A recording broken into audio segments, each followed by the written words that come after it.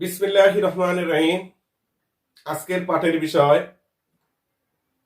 একাদশ দ্বাদশ শ্রেণীর উচ্চতর গণিত প্রথম পত্রের প্রথম অধ্যায়ে ম্যাট্রিক্স ও নির্ণয়ের বহু নির্বাচনী প্রশ্নের সমাধান নিয়ে।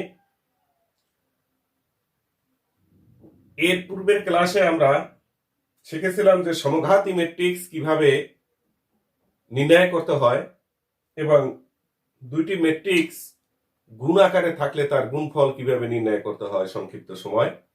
আজকের আমরা শিখব শূন্যঘাতী ম্যাট্রিক্স এবং অবেদক ঘাতী ম্যাট্রিক্স কিভাবে নির্ণয় করতে হয় বা অতি সহজে কিভাবে আমরা সঠিক প্রশ্নটি খুঁজে পাব সেই পদ্ধতি আজকে শেখাবার চেষ্টা করব।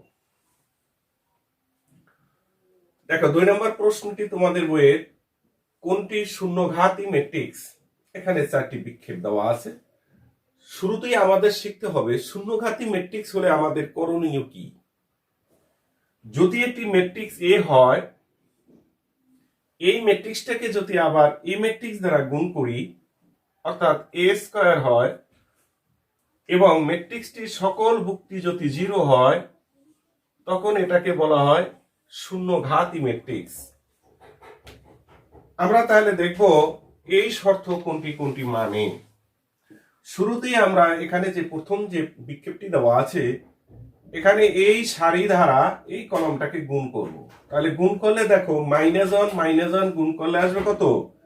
+1। আর এই -1 গুণ করলে আসবে +1। তাহলে আসে আমাদের এখানে 2, কিন্তু আমার হতে হবে কত? 0। সুতরাং এই বিক্ষেপটি আমার আর দেখার প্রয়োজন নেই, এটা সঠিক হবে না। একইভাবে দেখো, এখানে এই সারি দ্বারা এই কলমটাকে গুণ করলে এখানে আমার আসে 0। কিভাবে 0 আসে দেখো, এই 1 কে 1 দ্বারা গুণ করলে আসবে +1, -1 এবং 1 গুণ করলে আসবে -1 = 0।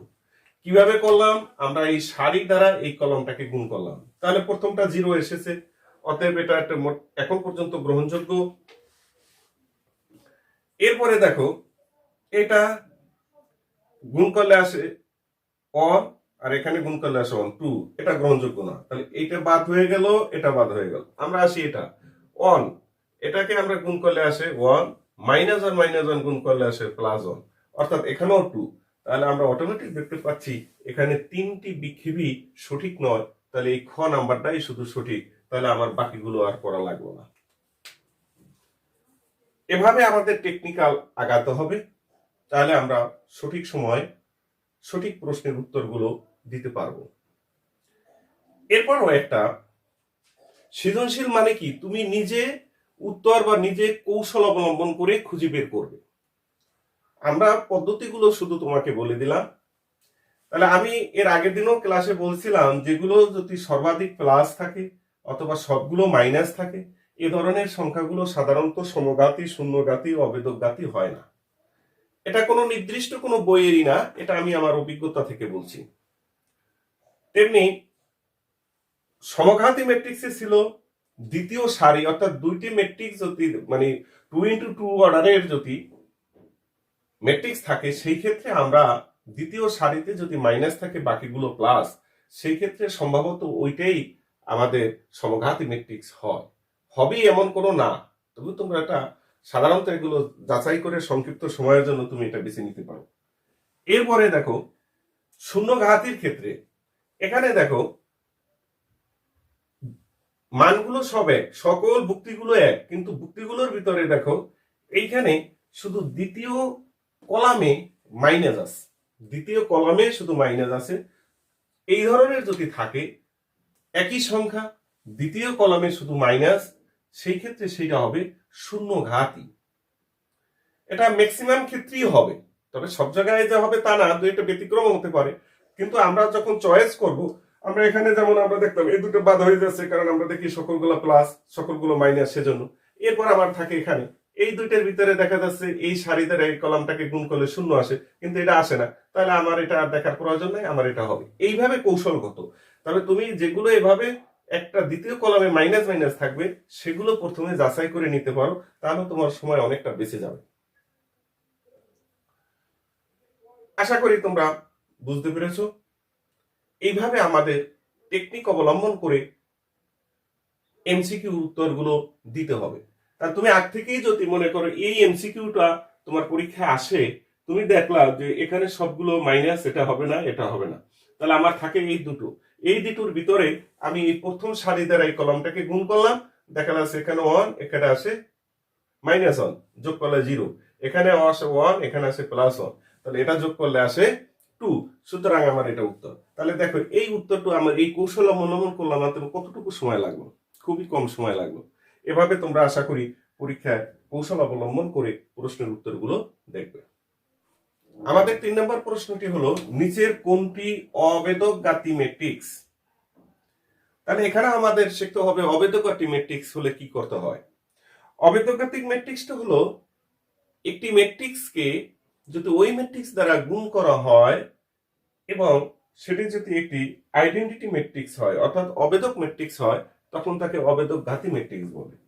অর্থাৎ এ স্কয়ার ম্যাট্রিক্সটা যদি এ হয়, তাহলে এ গুণে মানে এ স্কয়ারের মানটা যদি আইডেন্টিটি ম্যাট্রিক্স হয়, তখন সেটা হবে অবেদক ঘাতি ম্যাট্রিক্স। তাহলে আমরা জানি যে আইডেন্টিটি ম্যাট্রিক্স বা অবেদক ম্যাট্রিক্স হলে কি করতে হয়? প্রধান কর্ণ বরাবর ভুক্তিগুলো 1 হয়, বাকি ভুক্তিগুলো 0 হয়। আমরা প্রথম বিক্ষেপটাকে দেখি কি আছে এখানে। এই সারি ধারা কলমটাকে গুণ করি, তাহলে দেখো -2 -2 +4 -3 -1, তাহলে কত আসে বন্ধুরা?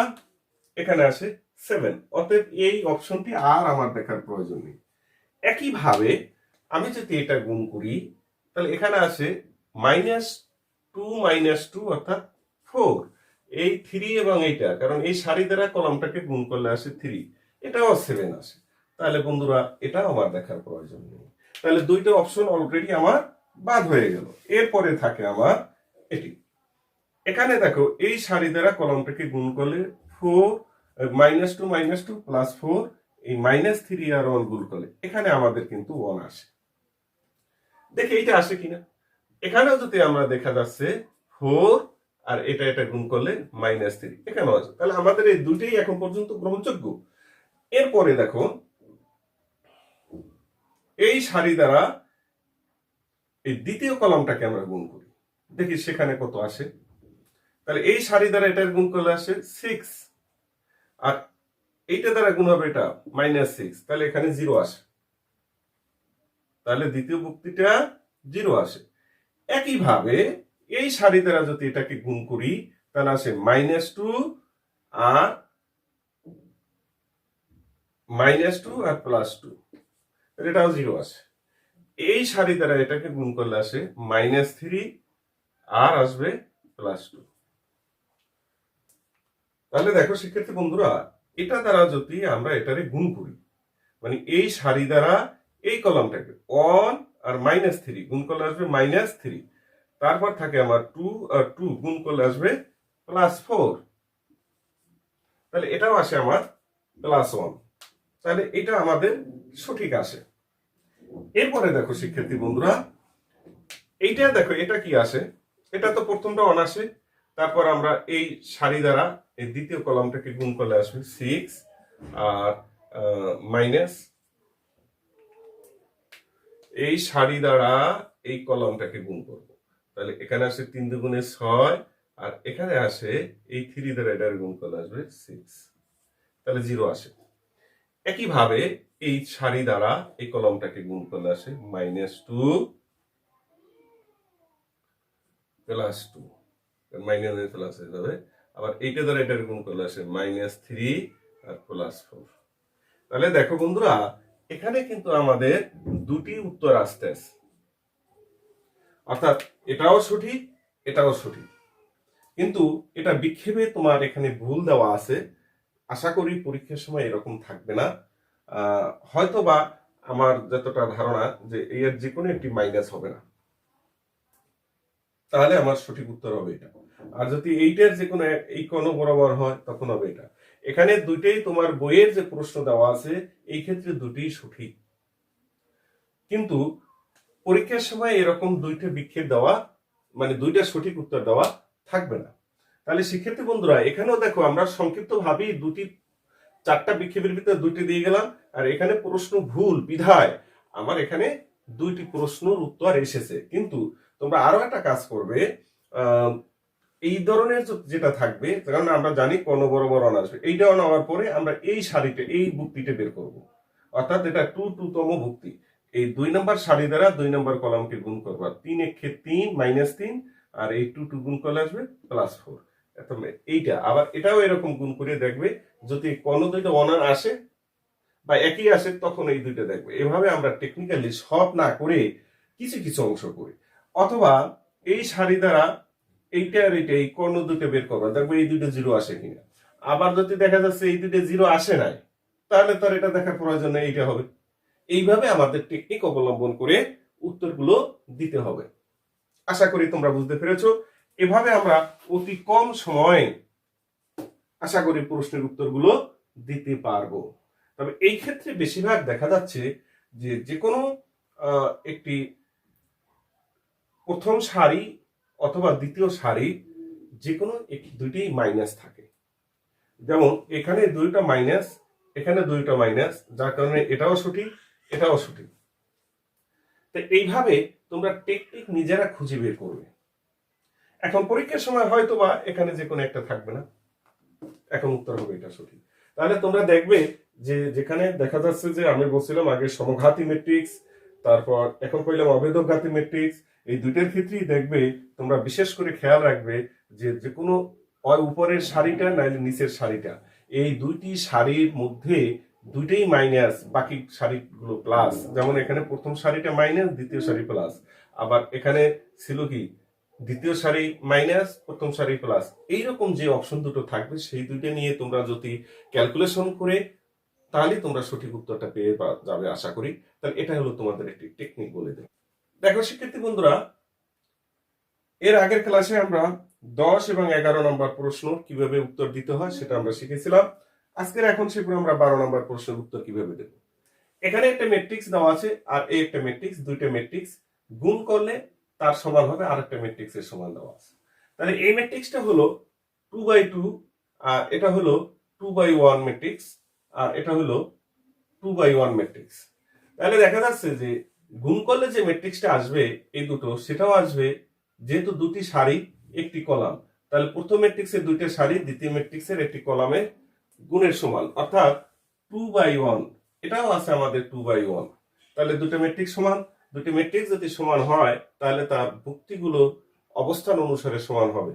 অর্থাৎ প্রথম যে ম্যাট্রিক্সটা আসবে সেটা আসবে 1/1 বা 1,1 তম ভুক্তি। তাহলে এইটা হবে এই 1/1 তম ভুক্তির সমান। তাহলে সেই অনুসারে এটা আসবে 0। তাহলে এখান থেকে আমরা দেখো এটা ওই সেটে চলে যাবে, হবে -15, আর এই 2 গুণ আছে এটা ভাগ হয়ে যাবে। অর্থাৎ x এর মান -15 আছে কোনটি সেটি আমরা দেখব। এখন দেখো এই অপশনে নেই, অতএব এটা বাদ। এই অপশনে আছে, এইটাই নেই, এটাও বাদ, এটা নেই, এটাও বাদ, অতএব আমাদের উত্তর হবে এটা।